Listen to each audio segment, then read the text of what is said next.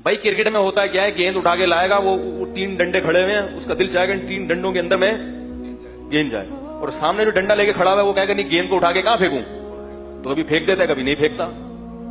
फेंक गया तो हाँ वो थोड़ा हल्ला गल्ला हो गया, नहीं फेंका तो चलो हाँ तो कोई बात नहीं यार, खत्म। लेकिन ऐसा नहीं है, इसको पता नहीं क्या समझते हैं। इंडिया पाकिस्तान पे कोई बॉर्डर पे जंग हो रही हो, उसमें इतने जज्बाती नहीं हो जाते।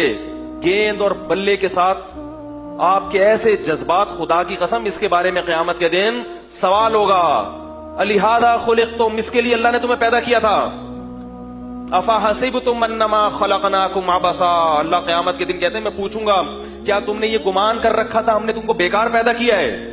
इन फालतू चीजों में इतनी दिलचस्पी, इतनी दिलचस्पी।